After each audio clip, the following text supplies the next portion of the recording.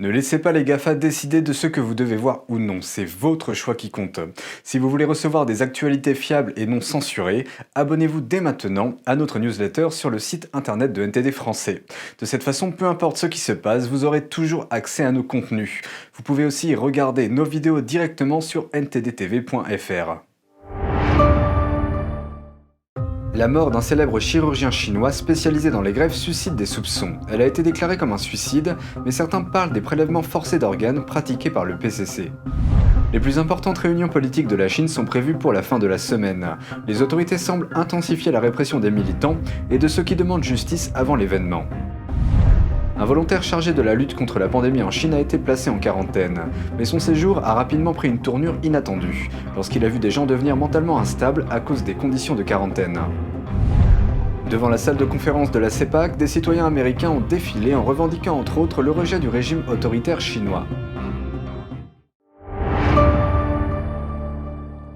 Bienvenue dans Regard sur la Chine, je suis Vladian Huitens.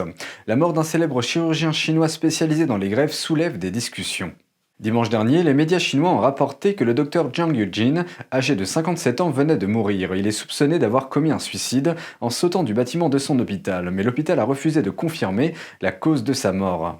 Les médias chinois ont présenté le chirurgien comme une figure héroïque et ont rapporté qu'il avait effectué plus de 2600 transplantations de foie au cours de ses 20 années de pratique. Certains Chinois ont déploré sa mort, mais d'autres se posent des questions. Un internaute a fait un petit calcul. Ce chiffre signifie que le chirurgien a effectué plus de 130 transplantations chaque année, soit une transplantation de foie tous les 3 jours. Un autre internaute a demandé d'où viennent tous ces foies. Si Zhang s'est effectivement suicidé, il ne serait pas le premier chirurgien transplanteur chinois à le faire. C'est ce que révèlent les précédents rapports des médias chinois. En 2007, un célèbre chirurgien spécialisé dans les greffes de reins dans un hôpital de Shanghai lié à l'armée chinoise a sauté d'un bâtiment hospitalier à l'âge de 44 ans. Un autre chirurgien de 44 ans spécialisé dans les greffes de reins et de cœur et travaillant dans le même hôpital militaire a également sauté du haut de son lieu de travail et est mort en 2014. En 2010, un chirurgien chinois de 84 ans, de renommée internationale, s'est suicidé en se jetant dans le vide. Le chirurgien travaillait pour un hôpital militaire à Nanjing. L'Académie chinoise des sciences a indiqué qu'en 2004, son équipe avait effectué plus de 1000 transplantations rénales en 10 ans. Et la liste est encore longue. Bien que les médias chinois aient parlé du stress lié au travail comme raison possible de leur suicide, il y a quelque chose d'autre que les chirurgiens mentionnés plus tôt ont en commun. Ils sont tous visés par des groupes de défense des droits de l'homme en Occident pour des enquêtes qui les concernent. Ces enquêtes sont liées à leur implication présumée dans la pratique du prélèvement forcé d'organes par le régime chinois. En 2019, un tribunal indépendant a conclu que le Parti communiste chinois, ou PCC, est coupable de prélèvement forcé d'organes sur des dissidents politiques et des minorités religieuses. Cela inclut les adeptes de la pratique de méditation du Falun Gong et potentiellement les Ouïghours, les Tibétains et les chrétiens des églises de maison. Le tribunal était composé d'experts internationaux des domaines médicaux et juridiques.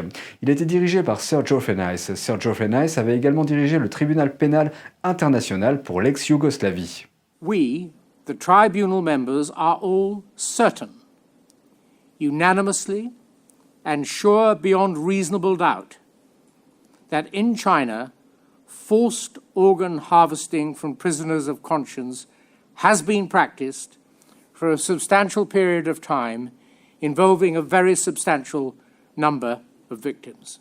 En décembre 2020, les législateurs américains ont introduit une législation visant à sanctionner le prélèvement forcé d'organes.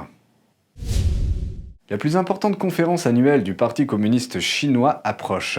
Elle est connue sous le nom de 2 sessions et est prévue pour la fin de la semaine. Mais cet événement s'accompagne également d'une vague d'actions non officielles et hors champ des caméras.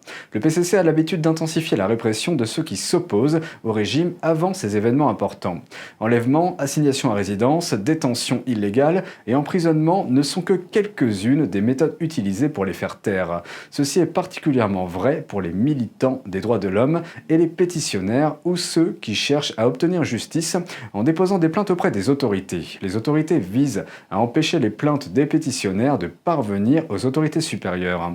En effet, le nombre de plaintes déposées par les citoyens a un impact direct sur les perspectives de promotion des fonctionnaires de niveau inférieur. Un vétéran de la province du Jiangsu nommé Zhu Yongjian a raconté à The Epoch Times son expérience de mauvais traitement par la police. Il a expliqué qu'il avait prévu de rendre visite à son avocat à Pékin dimanche dernier. Mais à la gare de Suzhou, il était entouré de policiers et du directeur du bureau local des pétitions, ainsi que de quelques personnes non identifiées. La situation a rapidement tourné à la violence. Il a été battu et empêché de monter dans le train. De là, les officiers ont forcé Zhu à monter dans une voiture de police et l'ont emmené au poste de police. Zhu a dit qu'il l'avait attaché et lui avait lié les mains dans le dos. Il a déclaré avoir été battu jusqu'à ce qu'il perde le contrôle de sa vessie. Zhu soupçonne le département de la police d'être de connivence avec des voyous. Les policiers ont renvoyé Zhu chez lui tard dans la soirée. Il a ensuite remarqué que des gens observaient sa maison, apparemment pour le surveiller. Après avoir quitté l'armée, Zhu a ouvert une boucherie. En 2001, il a été condamné à 6 mois de prison à cause d'une bagarre avec le propriétaire d'un étalage du marché voisin. Zhu affirme que l'autre partie a soudoyé le procureur et le tribunal, ce qui a entaché la décision finale. Il a ensuite fait part de ses préoccupations au gouvernement central de Pékin en déposant une pétition contre ce qu'il considère comme un traitement et une condamnation injuste. Depuis lors, Zhu a été détenu dans des hôpitaux psychiatriques à 6 reprises et envoyé dans des camps de travail à 3 reprises, tout cela pour avoir défendu ses droits. En 2013, la police a mis en place une surveillance permanente à l'extérieur du domicile de Zhu. Des agents de sécurité se sont relayés pour assurer sa surveillance 24 heures sur 24 pendant 4 ans. Cette surveillance permanente visait à empêcher de se rendre à Pékin. En 2018, Zhu est à nouveau assigné à résidence pour avoir défendu les droits d'autres vétérans. Il a ensuite été condamné à près de 2 ans de prison. Après avoir travaillé comme volontaire pour le contrôle de la pandémie pendant une vingtaine de jours, M. Zhu lui-même a été mis en quarantaine. Il ne pensait pas que cet épisode de sa vie se transformerait en cauchemar. Après avoir travaillé comme bénévole dans un centre de prévention des pandémies pendant une vingtaine de jours, M. Zhu a été identifié comme ayant un contact de 2e niveau avec le Covid. Et il a dû être mis en quarantaine dans 3 hôpitaux de fortune différents. M. Zhu dit avoir connu des jours sans soleil dans l'installation de quarantaine et qu'il n'y avait pas de toilettes à disposition. Il a aussi vu comment les gens ont été rendus fous par les conditions de quarantaine. Un mois s'est écoulé et il ne sait toujours pas quand sa quarantaine sera terminée. Il affirme que la politique des autorités est, je cite, « punir 10 000 personnes innocentes est mieux que de manquer un seul suspect ». Zhu est originaire de la ville de Nangong, dans la province du Hebei, au nord du pays. C'est l'un des 2 principaux centres pour traiter l'épidémie dans la province. Le confinement de la ville a commencé le 6 janvier. Zhu a déclaré à The Epoch Times que lorsque l'épidémie est repartie le 3 janvier, toutes les institutions publiques ont été suspendues et tout le personnel qui pouvait travailler normalement a été mis à contribution pour lutter contre la pandémie. Il a dit qu'il travaillait jour et nuit, la seule chose qui lui restait dans sa vie était le travail et le sommeil. Son travail consistait à faire en sorte que les résidents restent chez eux jusqu'à ce qu'il soit lui-même mis en quarantaine. Le premier hôpital de fortune où il a été mis en quarantaine est une usine reconvertie. While in the facility, we could not see the outside. There was no sunshine. We couldn't tell what the time was. The huge lights on the roof were kept on, and when you looked out, you could only see the lights on the outside, but nothing else. You could only tell what time it was from your cell phone. Zhu dit qu'il y avait des centaines de personnes en quarantaine, qu'il n'y avait qu'un lit dans chaque chambre et rien d'autre. Il explique qu'il n'y avait pas d'installation de base, pas de Wi-Fi, pas de signaux de téléphone portable et même pas de toilette. They give you a garbage bag and a toilet stool. Workers would come and collect at a set time with a special garbage bin for this purpose. They collect once a day. Zhu dit aussi que les gens ne pouvaient pas se doucher car il n'y avait pas d'évacuation ni d'eau chaude. Il dit que son collègue n'a pas eu l'occasion de se doucher depuis 2 mois. Plus tard, il a été transféré dans un autre site de quarantaine qui est équipé de toilettes, déclarant qu'en comparaison, c'était comme être au paradis. At some quarantine facilities, I saw adults taking their children with them, some with 2 young kids. Sometimes it's a father with the kids, and the mother quarantining somewhere else. They separated families. Zhu souligne qu'il a entendu des enfants crier parce qu'ils ne pouvaient pas supporter la pression et la séparation. Parfois, il entend aussi les adultes crier et hurler. Il nous a donné l'exemple d'un homme qui a été amené là sans raison particulière. He was a local resident and had quarantined at home for 14 days without contacting anybody. However, they still brought him to quarantine at a makeshift hospital. La ville de Nangong a été désignée à faible risque il y a une vingtaine de jours, mais la quarantaine se poursuit malgré tout. Personne ne sait pourquoi ni quand cela prendra fin. Zhu compatit avec ses collègues qui ont des familles à élever et des prêts à rembourser. Il ne sait pas comment ils vont faire car ils ne peuvent pas recevoir de revenus ou de subventions pendant la quarantaine. Mais pour Zhu lui-même, la seule chose qui occupe son esprit est le moment où il pourra enfin rentrer chez lui lorsque la quarantaine sera terminée. Le président Biden a déclaré qu'il considérait la Chine communiste comme un concurrent.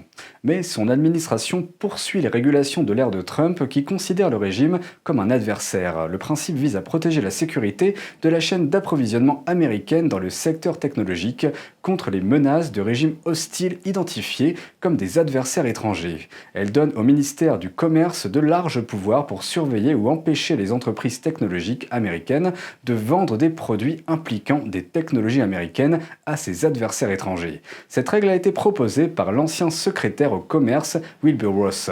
6 régimes étrangers ont été identifiés comme étant des adversaires. La Chine communiste est la première sur la liste. Une porte-parole du commerce déclare que la règle entrera en vigueur le 22 mars. La règle peut s'appliquer aux transactions commerciales dans des domaines tels que les réseaux, la robotique, l'informatique avancée et les opérations de données et de satellites. Devant la salle de conférence de la CEPAC, un défilé de voitures a envoyé un message unique. Un groupe d'habitants de Floride a eu l'idée d'attirer l'attention sur la problématique de l'influence du PCC.